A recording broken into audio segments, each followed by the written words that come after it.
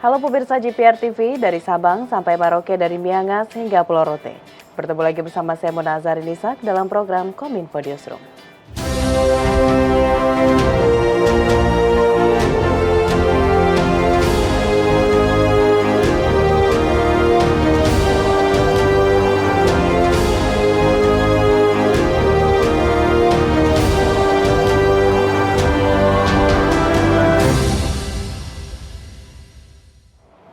Pemirsa, kita ke informasi pertama. Kementerian Komunikasi dan Informatika terus berupaya meningkatkan efektivitas mengurangi potensi perselisihan publik akibat maraknya hoaks dan disinformasi.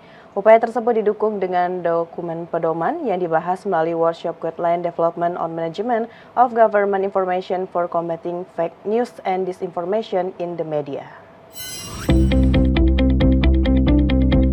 Urgensi untuk membangun orkestrasi komunikasi menjadi langkah penting pemerintah dalam menyediakan ruang informasi dengan pilihan diksi yang tepat, akurat, dan tepat waktu. Dengan ini, Kementerian Komunikasi dan Informatika terus berupaya meningkatkan efektivitas untuk mengurangi potensi perselisihan publik akibat maraknya hoaks dan disinformasi. Upaya tersebut didukung dengan adanya sebuah dokumen pedoman untuk menangkal berita palsu melalui jejaring media sosial, yang dibahas melalui workshop Guideline Development on Management of Government Information for Combating Fake News and Disinformation in the Media, yang digelar oleh Direktorat Pengelolaan Media Ditjen IKP Kominfo pada 2 Maret 2023 di Hotel Borobudur, Jakarta. Pedoman tersebut juga sebelumnya telah diajukan dan disahkan pada pertemuan The 56th Meeting of the ASEAN Commit on Culture and Information pada 8 September 2021 lalu dan mendapatkan dukungan dana dari ASEAN Cultural Fund.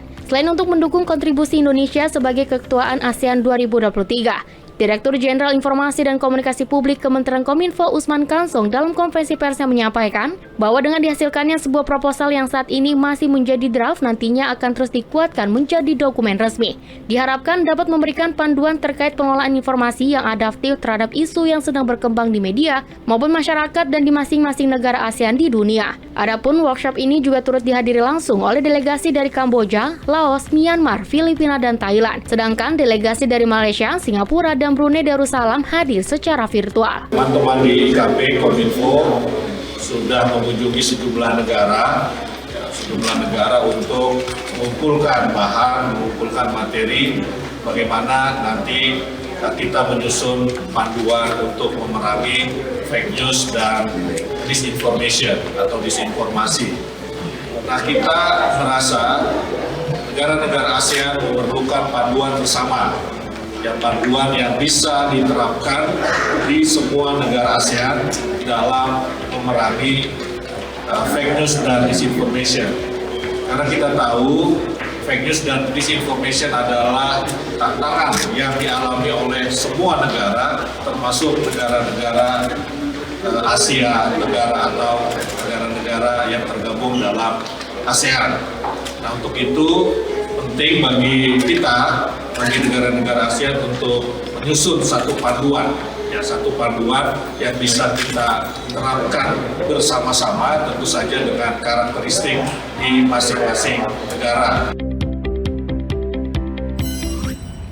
Tak hanya itu pemirsa, Kementerian Komunikasi dan Informatika juga mengundang media lokal dan delegasi asing dari 5 negara secara luring dan 3 negara secara daring untuk berbagi pandangan dalam penyusunan draft pedoman tangkal hoaks.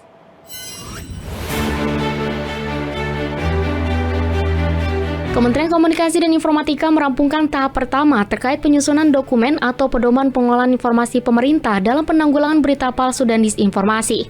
Untuk mencapai tujuan tersebut, Kominfo membuat sebuah draft pedoman tangkal hoaks bersama negara-negara ASEAN. Draft yang disebut dengan Guideline Development on Management of Government Information for Combating Fake News and Disinformation in the Media akan menjadi acuan negara-negara ASEAN dalam tangkal hoaks. Kementerian Komunikasi dan Informatika dalam acara workshop Guideline Development on Management of Government Information for Combating Fake News and Disinformation in the Media turut mengundang media lokal dan delegasi asing dari 5 negara secara luring dan 3 negara secara daring untuk berbagi pandangan dalam penyusunan draft pedoman tangkal hoaks. This event today is very significant events, and why it is significant because all the member states of ASEAN coming together to share their experiences and best practices on how each country coming up with a mechanism to combat fake news in their respective countries. And from this best practices, we will be coming up with a guideline for ASEAN member states to use in order to fight against fake news for the regional. I think this event is really good because of COVID situation. We don't meet each other face to face long time ago. Today we see each other and discuss about how we do about fake news in the future. That's why I think this is important. Every country in ASEAN come and join this event. This event today, I think, is very good for us to learn about each other.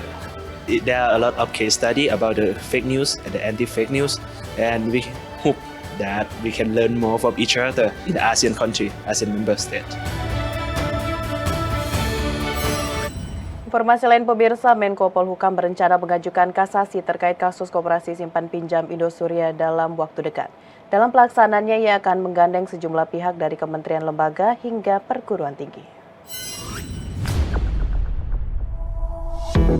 Menko Polhukam Mahfud MD menegaskan pemerintah akan segera melakukan bedah kasus dugaan penipuan dan penggelapan dana koperasi simpan pinjam Indosuria.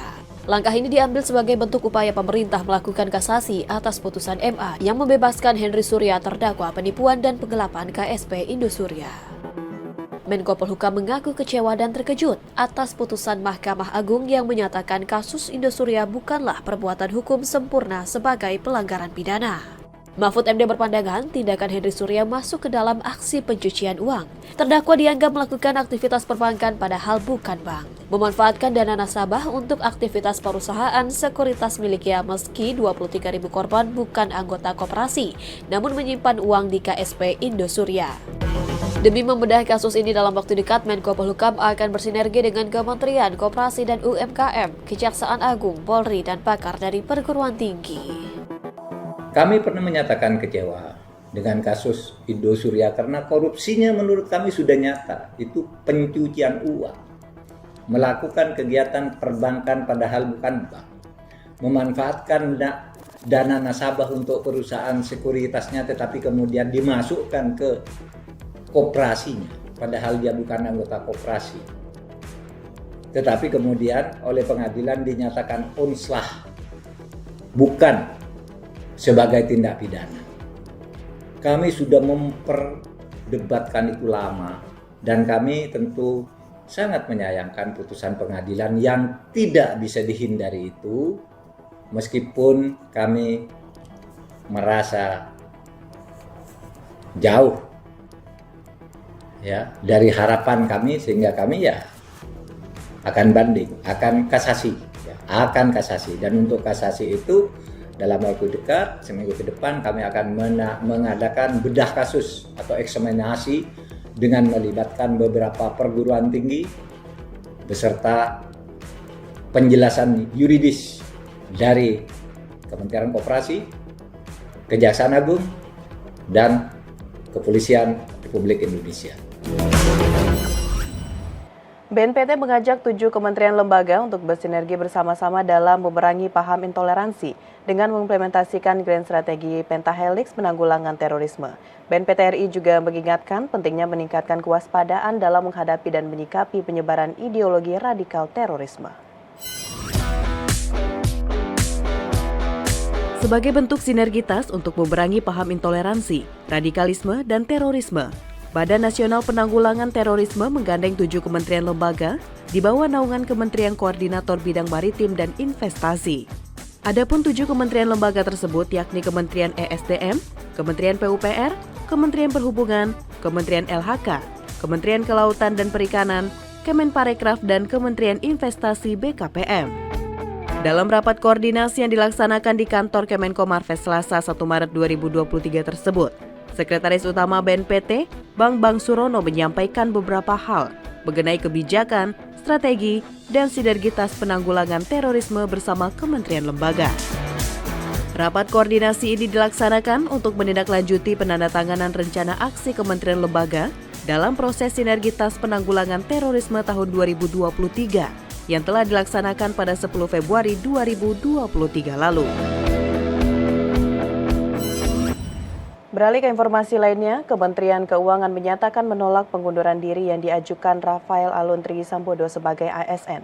Adapun alasan penolakan Kemenko ini dilakukan karena Rafael Aluntri Sambodo masih melakukan pemeriksaan mendalam di internal Kemenko.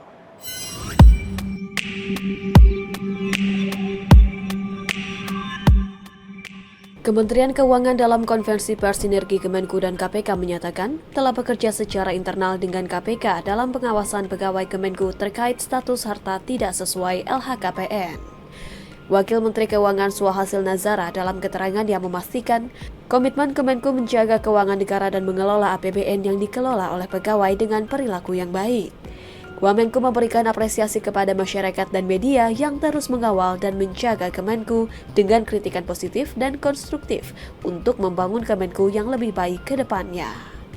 Menyoal kasus Rafael Aluntri Sambodo, Wamenku menyatakan surat pengunduran diri Rafael ditolak oleh Kemenku untuk proses pemeriksaan kekayaan.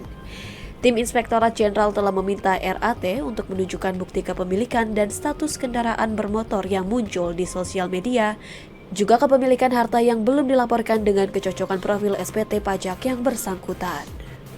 Berdasarkan PP nomor 11 tahun 2017, sebagaimana terakhir telah diubah dengan PP nomor 17 tahun 2000 dan kemudian 2020 ini mungkin maksudnya.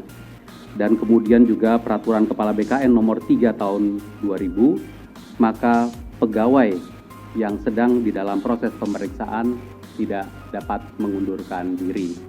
Karena itu, pengajuan pengunduran diri saudara RAT ditolak. Mobil Rubicon, Land Cruiser, motor Harley Davidson, motor Yamaha, motor BMW putih diakui oleh saudara RAT sebagai bukan milik dia, namun merupakan milik pihak lain. Rubicon diakui sebagai milik kakaknya, sementara yang lainnya ada yang diakui sebagai milik dari anak menantunya. Saya ingatkan bahwa saudara RAT masih berstatus sebagai ASN, sehingga masih terikat dengan seluruh peraturan perundang-undangan yang mengatur kode etik dan perilaku ASN, khususnya ASN Kementerian Keuangan. Pemirsa, Kominfo Newsroom akan segera kembali dengan informasi lain. Sesaat lagi tetaplah bersama kami.